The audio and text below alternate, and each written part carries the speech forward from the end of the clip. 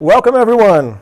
We're starting our last panel of the day, and I have the great pleasure to welcome Dan Pallotta to our seminar. Dan, thank you so much for being here. It's a great pleasure for us to have this conversation with you. Oh, I'm so happy to be here. Next time in person, but I'm happy to be here via video for now. Thanks for having me. Thank you so much. First, just a quick introduction, and then we can jump right in. Dan Pallotta is an activist, a humanitarian, author, and builder of movements. He's a pioneer in the national effort to transform the way our culture evaluates the character and impact of nonprofit organizations. Dan is an authority in this subject in the world. He's also the author of Uncharitable, How Restraints on Nonprofits Undermine Their Potential, which is like a huge bestseller in the United States. And also his newest book, The Everyday Philanthropist, A Better Way to Make a Better World, is a field guide for the average person who wants their lives to matter. So amazing job, Dan. Thank you so much for being here. And I would like to ask one first question. I would love you to tell us a bit more about you. Like, how did your career into the nonprofit sector begin, and what motivated you to devote yourself to this change? Well, you know, I was born in the 1960s, in the early 1960s, and in the United States in the 1960s, what was going on, there were sort of three things going on. You know, we had our president, John Kennedy, who was a very young, charismatic president, and his brother, Robert Kennedy, who was the attorney general at the age of 35. And they were visionary. And Martin Luther King was leading the civil rights movement. And these were young people talking about social justice and love. At the same time, we were deeply involved in the Vietnam War. So as a kid, every night on television, what I would see were, you know, soldiers, bloodied soldiers, and burned out Vietnamese villages, and night after night after night. And you're 7 or 8 years old, and you're saying to yourself, why can't anybody stop this? Is this the limit of humanity's imagination? It can't do anything about this horrible suffering and war. But at the same time, the United States was working on Apollo. We were working on this incredible mission to go to the moon. And I was 8 years old when Neil Armstrong first stepped foot on the moon.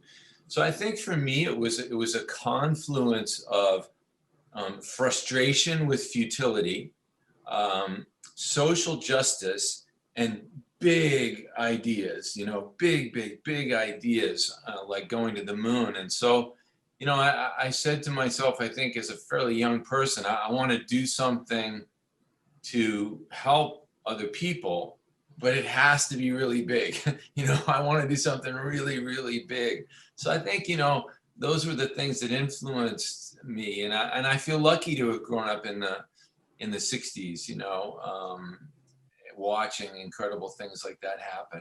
Yeah, we can see all the time you talk about like your work, you have lots of reference that comes to the 60s, right? So, and Apollo program is one of them, and I'm sure we're gonna talk a little bit about that later. But what was like your first experience into activism? Like, which lessons did you learn from it? But when you look to your activist personality?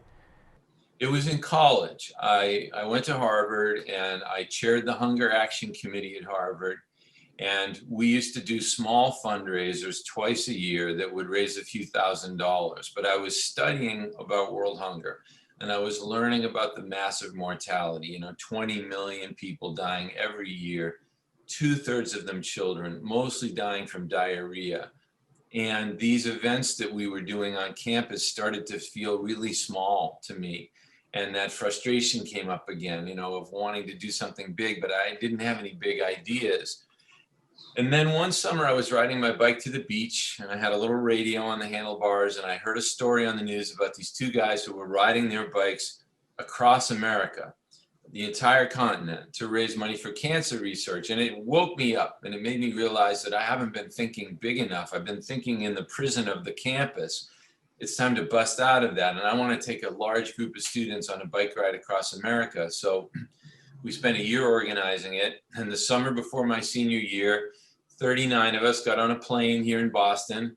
We flew for 6 hours to Seattle, and we spent the next 9.5 weeks pedaling our bikes 4,256 miles across the continental United States. And we raised about $80,000 for Oxfam, and we were on television everywhere, and we got to ride around Shea Stadium before the Mets game, and we were on the Today Show, and I felt that I had achieved something important, that at least once in my life I wasn't going to die with my potential still in me. And then I moved to Los Angeles, and I happened to be gay. It was the height of the AIDS epidemic. It was before these life-saving drugs called protease inhibitors had been developed.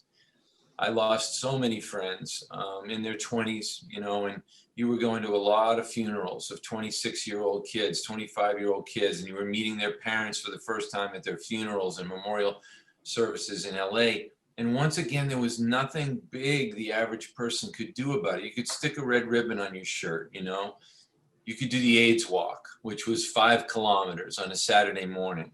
Well, when you're losing your friends at that rate, you want to do something huge. And so I never forgot the power of that journey. And we started an event, and it was in California, and it was a 7-day bike ride from San Francisco to Los Angeles. You had to go the whole 7 days. You had to go the whole 600 miles. You had to sleep in a tent every night, and you had to raise a minimum of $2,000 in order to do it. And that had never been done before. Up until then, these kinds of events let people in no matter how much or how little they raised. That's a nice sentiment, but it's not a powerful way to raise money.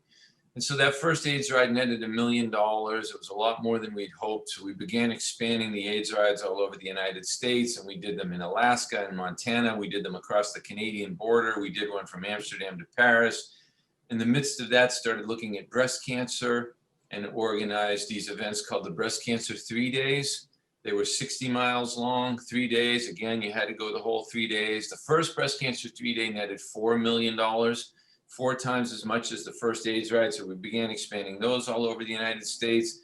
Then we created an event for suicide prevention, a 26-mile beautiful candlelit walk through the night. And over the course of 9 years, we had almost 200,000 people ride or walk in one of those events. They raised almost $600 million. It was more money raised more quickly for those causes than any events in history. So that's sort of how this fascination with young leaders and the bigness of Apollo led to a bike ride across America, which led to hundreds of thousands of people doing long journeys, at least all over the United States. Now those events have raised about over $2 billion for important causes. That's so amazing and so huge. And I would love to jump to your very famous TED Talk on the way we think we look at charities are dead wrong. And I know you have some of those examples in your TED, but I would love to ask you about this TED. First, why do we look to charities in a wrong way? I know like the arguments and the explanation is quite amazing, so I'd love you to talk about that. And also ask you, why do you think this TED got so popular in the world? Because you talk a lot about like it's kind of a capitalism apartheid. And this is so obvious when we work with the third sector, the nonprofit. So I would love to listen to you on that. Yeah, so I did that TED Talk in 2013. Then I did another one in 2016. And it was the last talk that TED did in Long Beach, California. After that, they moved the TED conference to Canada. And I was the last speaker of that conference. So you can imagine what that's like for a moment. You psych yourself out for 4 days, right? You know you got to give this talk in front of all these important people. And meanwhile, all these other speakers are coming up, and you've got the woman who discovered the giant squid, and she's got this incredible video of this 4-story high squid. And then you've got these 8-year-old banjo prodigies, you know, 3 brothers, and they get up there and they're playing the banjo like crazy. And you're thinking to yourself, I should just go home, because this talk on the nonprofit sector is going to go over so flat. It's going to go over like a lead balloon. We are very lucky you didn't go home. Yeah, you're right. Thank you. Me too. It struck a chord with people. I think that a lot of people had been thinking these things, but no one had ever put it together on a big stage before. That talk, it's got over 5 million views, but last week, TED shut down all the comments on all of their talks. Not sure why. I think they're trying to find other ways for people to interact. So I asked them, where was my talk in terms of ranking of comments? It was the 16th most commented TED Talk of all time across all categories. So it really was something people were ready to start talking about. So you ask, what did I mean by the way we think about charities is dead wrong? In summary, I would say this, if you want to ask yourself, why haven't charities changed the world the way we hoped that they would? I think it's because that's not what we asked them to do. What we asked them to do was be frugal. What we asked them to do was keep your overhead low and don't pay people very much money. And if you violate that rule, we won't give to you anymore. So that became the primary thing. Let's make sure we are appropriately depriving ourselves. Let's make sure our overhead low and our salaries is low. And whether we're making a difference, that will be secondary. So the best way to explain it is we have the nonprofit sector in prison economically, and we let the for-profit sector roam free, do whatever it wants. And there are 5 features to this prison that undermine the nonprofit sector's ability to really make a difference. One is in the area of reward. We let the for-profit sector pay people whatever they want in order to attract the best talent, but we don't want nonprofits to use money to motivate people. We have an angry, judgmental reaction to the idea that anyone would make much money helping children or helping the poor. But what's interesting is we don't have a judgmental reaction to big corporations that aren't doing anything to help the poor or help children, yet they pay people huge amounts of money. And we think of this as a code of ethics, but there's an unintended consequence to it that we never considered, which is, well, if young people coming out of universities see that they can't make any money in the nonprofit sector, you're simply not going to drive the best talent there. They're going to go into the for-profit sector and they'll help charities in another way. They'll serve on the board or they'll give a donation. But meanwhile, we as a sector have lost their talent throughout their entire life, their professional talent, to helping us in the sector. So that's one feature of the prison. The second feature of the prison is advertising and marketing, where we don't want nonprofits to spend our donations on advertising. We want every dollar to go right to the poor or right to the children. Well, think about that for a second. If we tell the for-profit sector, well, you go spend as much as you want on beautiful television ads and billboards and stores to sell beer and potato chips and jewelry and cars, but nonprofits, you got to stay silent. Where do we think all the money's going to go, right? All the money is going to go into consumption because these organizations over here can't talk. So charitable giving in the US has remained stuck at 2% of GDP ever since we started measuring it in the 1970s. In Brazil, charitable giving is about 0.2% of GDP, and it hasn't moved there either. So the percentages are one thing, but the larger point is the fact that they haven't moved. They haven't changed in years. Why? Well, because we've told nonprofits you can't market. So if you can't market, how could you take market share away from the for-profit sector?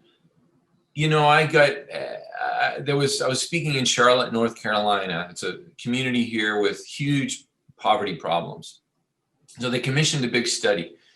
And on the cover of the study was a question: how do we create a community of caring? As if that's a really difficult question to answer. And I don't think it's a difficult question to answer at all. How do we create a community of caring? The same way we created a community of consumption. We invest in it massively every single day. Billions of dollars telling people, go buy beer, go buy wine, go see this movie, buy that car, buy this coat, buy these sneakers. But you don't hear, when are you hearing, give from your heart, show your love? When are you seeing a billboard that says that? Where are you seeing a beautiful store like the Apple Store that is an edifice to your compassion? So that's why we have this lopsidedness. And until we change that dynamic, the lopsidedness isn't going to change. The third part of the prison is risk-taking. Elon Musk can take a risk, sending astronauts to the International Space Station, trying the Hyperloop, building electric cars. Snapchat was a risk. TikTok was a risk, Uber was a risk, you name it, Amazon was a risk. But we don't want nonprofits to take risks to find new ways to raise money, because we want all that money, again, to go to the needy.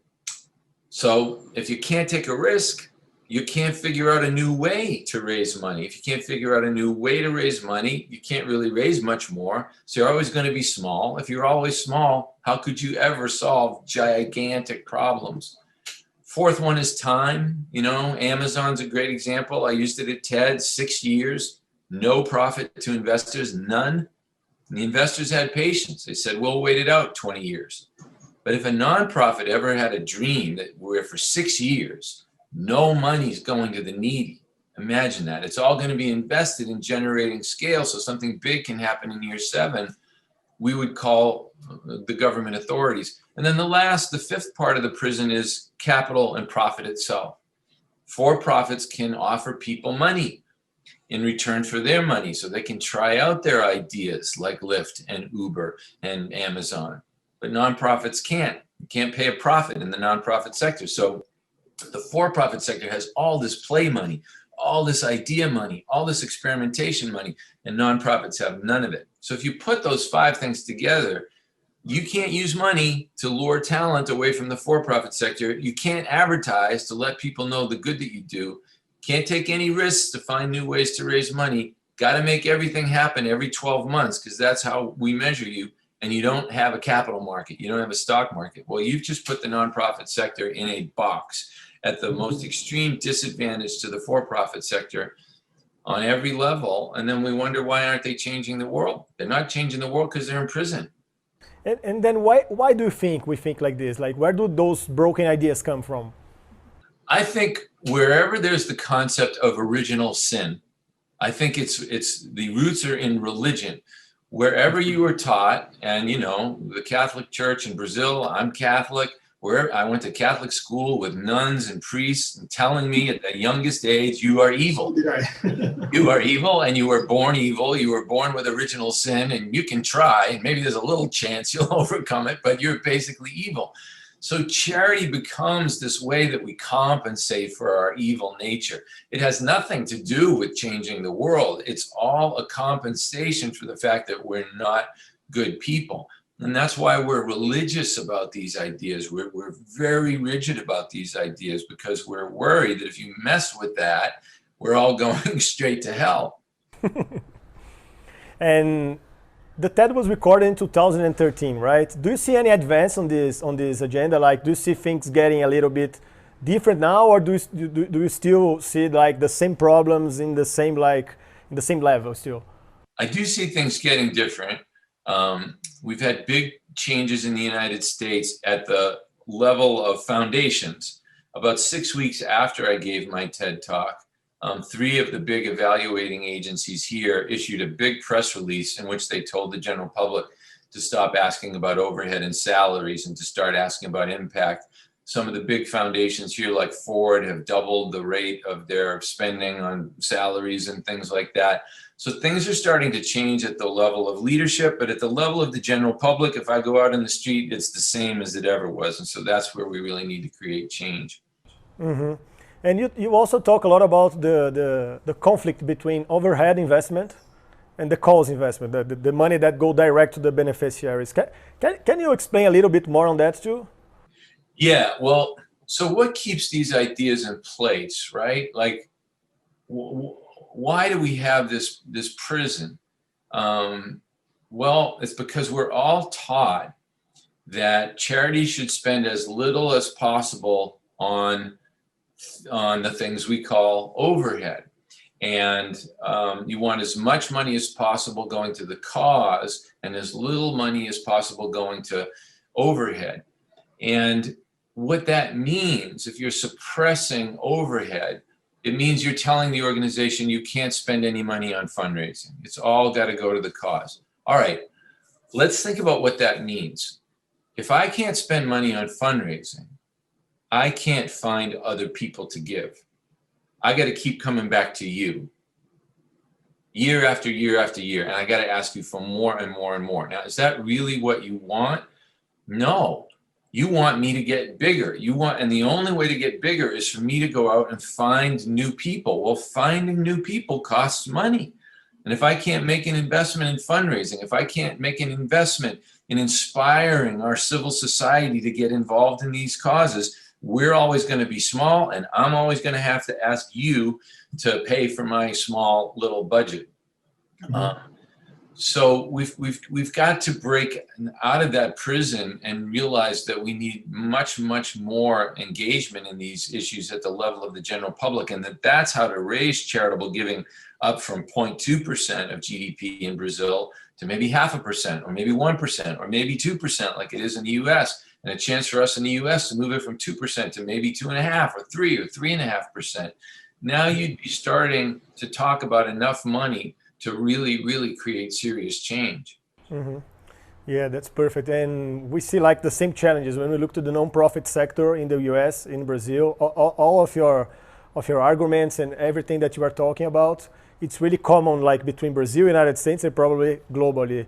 And I wonder, like, how can the nonprofits change the mindset of donors? How can we really like, how can the nonprofits like influence the givers, the donors, to understand this that we are talking?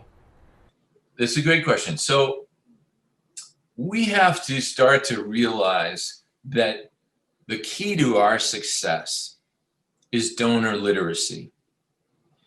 Now, we've never really thought about donor literacy before. It's not a term most of us have ever heard. We've just spent years and years hoping that donors would change their attitude. Well, hope is not a very powerful strategy.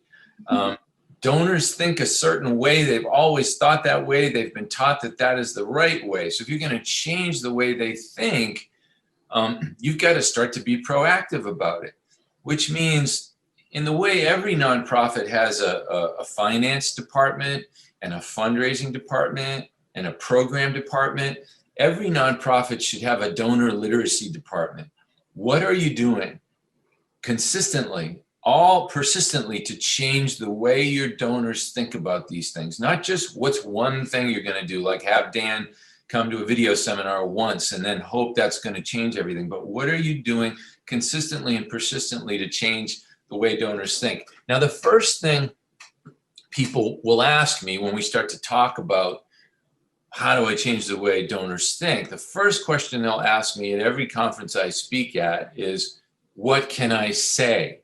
Right? Sounds logical. Yeah, what can I tell my donors? Nothing. If that's the question, what can I say? Like, what's the sentence? What's the 2-minute pitch that's going to change the way a donor thinks? It doesn't exist. You've got to start to think about repetition, and you got to start to think in the long term. You've got to repeat the messages over and over and over again, and you need tools to do it. So for years, I'd go around speaking and I would tell people, look, you got to have courage. You got to come out to your donors. You got to tell them that low overhead isn't the way to make change, that a great dream set in time is the way to make change. And, you know, I'm gay, and the way we got gay marriage was through courage. You know, we came out and we told our parents, so you got to come out about your dreams. So I'd leave, and the next week people would go to talk to their donors, and nothing would come out right, because they don't do this every day the way I do it. So they would find themselves at the wrong end of a gun, you know, and the donor would win the argument again. So a couple of years ago, I decided that I need to create some tools for people. How about, instead of them trying to say it, how about if I say it for them? So I created some tools for some specific audiences. First of all, for donors, I wrote this little book that just came out this year called The Everyday Philanthropist that you mentioned. And it's a little book, you can see, you know, and it takes an hour to read, and it's got like big graphics and big text. Wow, yeah, so it's for the average person. Like, I gave it to my mother, I give it to my kids, I give it to my dentist, my doctor. It's for everybody. So here's a tool you can use, you know, and I don't know, we could translate it into Portuguese. Here's a tool you could use, spread it around, you know, buy them for everybody to change the way they think. So this is for your average people around you. And then I put this training, I do this training for staff and for boards, and it usually takes a whole Saturday to do it. And it takes people more deeply into these issues. So I created it online last year, and it's called the Bold Training. And it's 3.5 hours, you know, and your board can do it, and your staff can do it, and that will take them deeply into these issues. And then just last week, we started to put all this stuff into these kits. So you can get these kits, you know, and they say today's the first day of the rest of your impact, and it's got this and other reading and stuff in it. So if people are looking for tools, they can go to danpallotta.com and they can find all of this stuff. And it doesn't have to be difficult. You don't have to figure out how to say it. You don't need to start to write all kinds of manuals and things. You can start with some of these tools. And then, you know, there are lots of other, you can use the TED Talk. There are articles coming out all the time about these issues. You can discuss those at your board meetings. You can discuss those at your staff meeting. But the point is, you've got to create an environment of thinking about this. You've got to create an ecosystem where change is in the air, and you're just regularly talking to people about the old way doesn't work, the old way doesn't work, the old way doesn't work, and you got to repeat it. Now, I don't know who you like musically, but I remember growing up, you know, Pink Floyd in the US was this big band, and you had to listen to a Pink Floyd like song 50 times before you really understood what they were trying to say. And this message is a little bit like that. You know, you got to repeat it and repeat it and repeat it.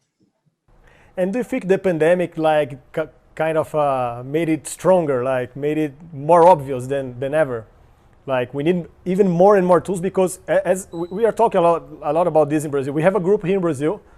It's called Movimento por uma Cultura de Doação, which translates to a movement for the culture of donation. And what we try to do, it's like a huge group today. We have more than 100 professionals from the third sector, for-profit sector, academic, and all kind of people related to the nature of discussion of culture of donation. And what we are doing in this group is it's really to improve those tools, and as I was saying yesterday, to put the philanthropy really in the vocabulary of the Brazilians, not only the Brazilians, of course, of any citizens in the world. And we feel that in the pandemics, this situation kind of changed a lot, because when we are like struggling with a situation like this, our generosity, it flowers. We have to help other people. So what's your vision that do those tools really like got stronger during the pandemics, and what do you see next? I think the pandemic is demonstrating the need for a very, very robust, huge nonprofit sector. I think the pandemic is showing us how ill-conceived it has been to underfund nonprofits, because we need them now, and many of them are going out of business because we've had them in this economic prison. And I think any time is a good time to start teaching people a different way of thinking about giving. So I applaud, you know, the effort to increase philanthropy in Brazil, and we have efforts like that in the United States. But you must be very careful not to expand the old way of thinking about philanthropy. You must be very careful that new philanthropy also thinks anew about how to do it. That philanthropists realize, look, you know, I work with many of the most famous billionaires in the world on philanthropy, and the first thing I tell them is stop giving your money to the children. Stop giving your money to the poor. Start finding the best organizations you can find that help children and that help the poor, and give money to their fundraising departments. Ask them for a business plan specifically for fundraising so that they can go out into the community and find more givers and raise more money. I saw a study, 52% of Brazilians who give say the primary reason they give is that it makes them feel good. Well, on first thought, giving to fundraising might not make you feel good, right? It might feel better to know the money's going directly to the child. But when you realize giving money to fundraising raises more money, which means a lot more money going to children, you can feel better than you could ever have felt if you sent it directly to the poor. When we started the AIDS rides, well, maybe the breast cancer 3 days, an even more powerful example. When we started that, we started with $350,000 in the form of a loan. And We multiplied that in 5 years. In 5 years, we multiplied that 554 times into $194 million net after all expenses in unrestricted money for breast cancer research. How stupid would it have been to take that $350,000 and spend it on breast cancer research? And then it would be all gone. That would be it. Instead of spending it on a carefully crafted business plan for turning that $350,000 into tens of millions of dollars. So that's how donors, especially business people with serious money, they've got to start to think about invest in growth, invest in growth, invest in growth. That's your way to help the children. Multiply the money, multiply the money. Mm-hmm. That's a great example. And jumping a little bit to your second TED Talk, you wrote a blog for Harvard Business Review about what nonprofits can learn from the Apollo program. And as I said before, I would love to explore a little bit on that. Can you tell us about the reference that you use on the Apollo program and related to your second TED Talk, which is like also very popular in the internet? Yeah. Do you guys use the phrase moonshot at all in Brazil? Actually, not exactly here in Brazil, but sometimes in some different kind of works, yes, we do. So, probably it gets used a lot more in the U.S. because, yes, we went to the moon, right? People nowadays, they talk about moonshot, moonshot, moonshot. But I think the term is abused. I think when people say moonshot, they think, oh, let's just think of the biggest idea we can possibly think of. And I don't think a moonshot is about how big you can think. I think it's about how big you can commit, how big you can promise. And Apollo, yes, there was incredible booster rocket technology. And yes, we had to do all these incredible things with flexible materials to develop the spacesuit. And yeah, we brought home moon rocks and all that stuff. But the main thing about Apollo was that John Kennedy set a deadline.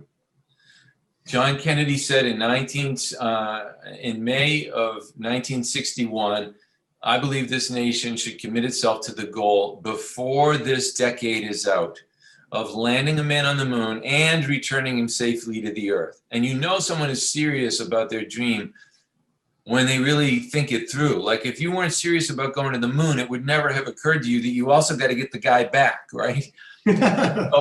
So what happens when Kennedy says we're going to go to the moon and back by 1970? All of a sudden, people start to go crazy. Well, you can't do that. And you certainly can't do it in that amount of time. We don't know anything about the surface of the moon. We don't have astronauts yet. That ship would be so heavy, we don't have anywhere near the engine technology that could lift a ship that heavy into escape velocity. We don't know whether we could communicate that far. Would we do it with one big rocket, or would we have a shuttle vehicle? We don't know that. Like there's a million things we don't know. You can't possibly do it. Okay. So those are all the things we would have to know in order to get to the moon. Like all the naysayers start to converse about everything you would have to do to get to the moon. Well, if John Kennedy never sets that deadline, what do people talk about? They talk about the weather. They don't talk about booster engines and the surface of the moon. But the minute you plant a flag, the minute you dare someone, you've got to start to talk about things. So on a social issue, if I don't know, somewhere in Brazil, in some major city, you were to say, in 7 years, we're going to reduce the suicide rate to 0. You would have to start to have conversations that you've never had about all the things that have been preventing you from doing that. So a deadline drives boldness, it drives innovation, it drives collaboration, it drives new thinking. So I think we desperately need Apollo-like deadlines for the solving of these social problems. Otherwise, they're just going to continue on ad infinitum. If I am convinced that if Kennedy never set that deadline, nobody would ever have gone to the moon. We'd still be waiting for it. How do I know?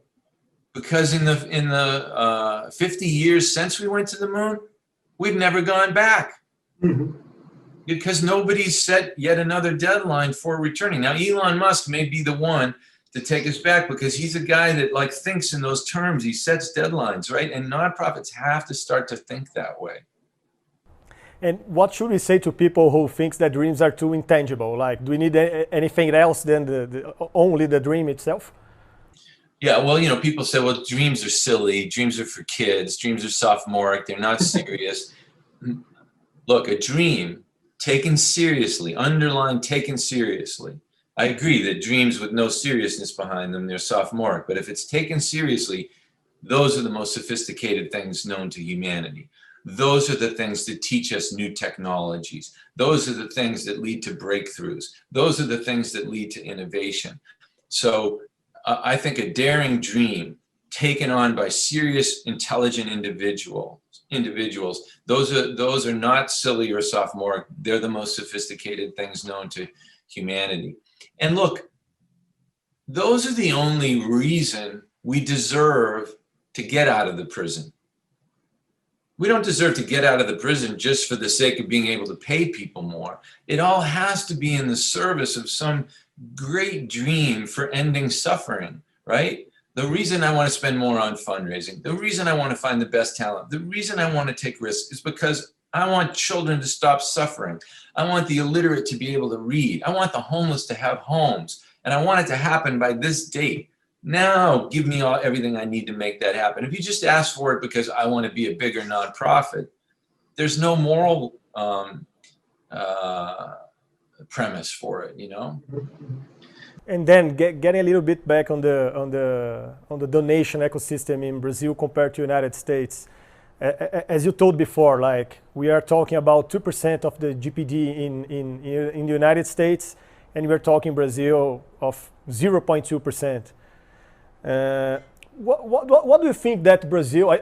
I'm not sure if you deeply know the donation ecosystem and the challenges we have here in Brazil, of course.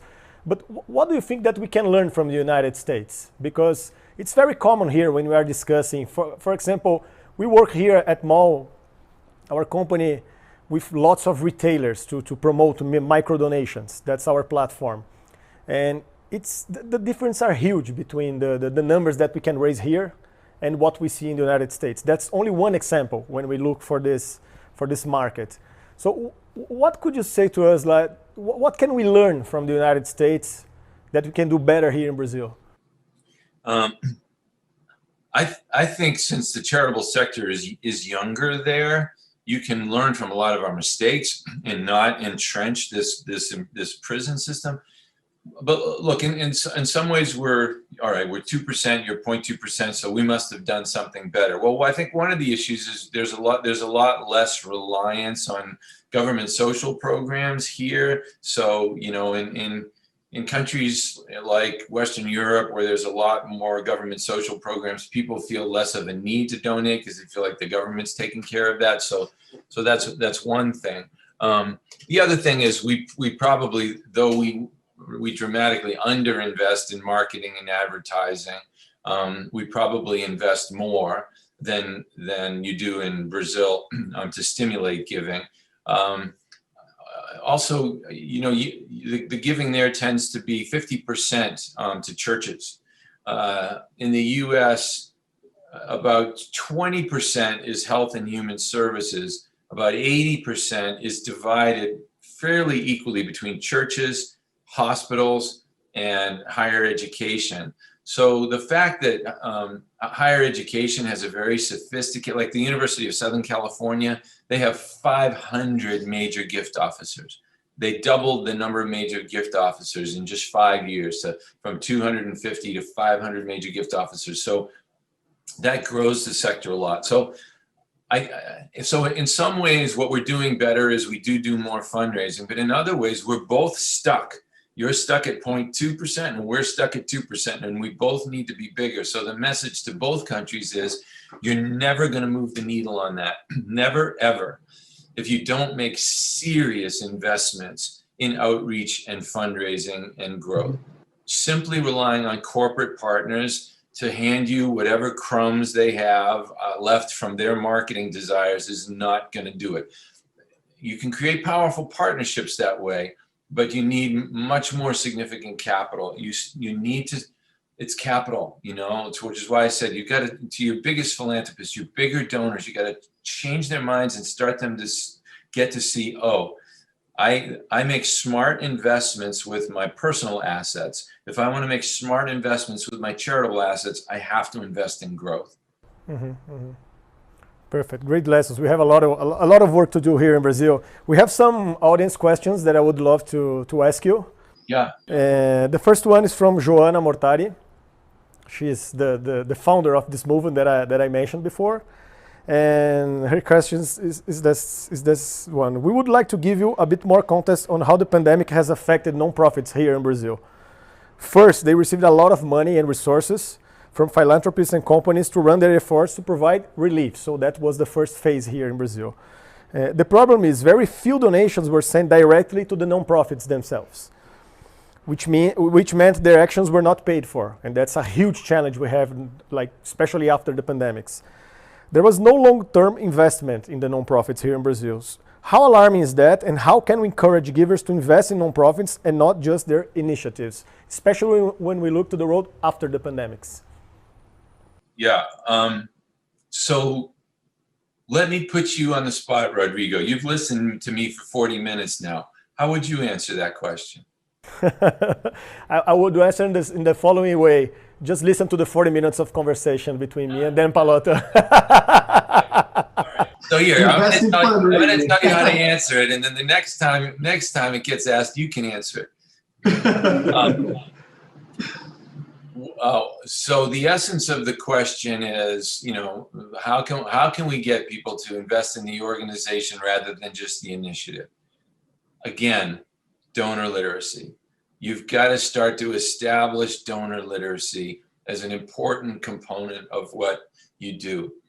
I think the reason it hasn't been distinguished in the US or anywhere else around the world is because we just accepted it as a given. This is the way donors think. This is the way donors are always going to think. I have to fashion my dreams inside of a box where donors think that way, and you can't ever change the way they think. What I want to tell you is you can change the way they think. You can actually change the way they think.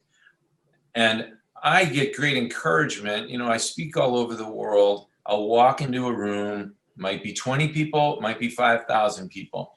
And, you know, a lot of people are like this, you know, they've got their set ideas about it. An hour later, they're coming up to me and they're saying, I never thought about it this way. I'm going to completely change the way that I give. People lead busy, busy lives. At the top of their priority list is their family, their children, their marriage, their health, their career, vacationing, their home. Somewhere way down the bottom is the economics of the nonprofit sector, right? It's just not something people think about very much. It's why they keep their same old ideas. So this is where we need to intervene, because we're the only ones that are going to do it, and give them a new way of thinking. You know, when I came out to my parents when I was 19 and I told them I was gay, they were so depressed. You know, you'll never have a family. You'll be ridiculed throughout your life. You'll never be able to have the career that you want to have. You'll never get married. Well, now it's many years later. I'm married to a wonderful man. We've been together 20 years. We have 3 beautiful children. They're our own biological children. They're 13 years old. My parents, thankfully, are still alive, and they say that these kids have reinvigorated our lives. What an amazing thing that the thing they thought was the end of my life when I was 19 becomes the beginning of their lives in their 80s. Things can change. We have changed the way people think about seatbelts. We have changed the way people think about the 4-minute mile. We've changed the way people think about gay marriage. History is nothing but a record of change. And the service to which we have been called is to change the way people think about charity, because it's time now. We've moved, you know, through the industrial age. It's time now that we eradicated poverty and illiteracy and homelessness. It's time. And the only way we can do it is if we change these old ways of thinking about charity. So how can you get donors more interested in investing in the organization than in the initiative? You've got to teach them. You've got to put time and resources and empathy and compassion into teaching them. They don't do this because they're evil people. They don't do it because they're stupid. They don't do it by and large because they're stubborn. There are always some stubborn people around, but by and large, I've found no, most people are not. They do it because nobody told them to do it a different way. This is so inspiring, Dan. Thank you. And we have one last question. This one is from Patricia Lobacaro, and she asks, Dan, any advice on educating nonprofit board members on the need to invest on team development and infrastructure for the organizations to grow and sustain their impact? So when we look to the board members of those organizations. Yes, have them do the bold training online. Look, I could give you like 17 words here. You'll forget them, and even those 17 words won't make a difference. But this is a beautifully sophisticated program. It's 7 modules. It's in plain spoken language. People can go at their own pace. It's got quizzes embedded in it.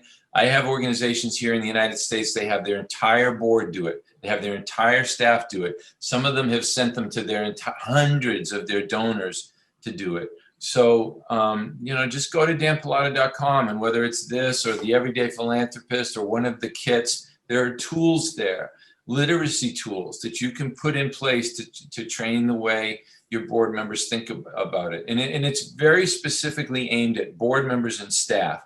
And you say, aren't those 2 different roles? Well, yeah, they are 2 different roles. But if they aren't on the same page about investment in the strength of the organization, there's no sense in even talking about the difference in the roles.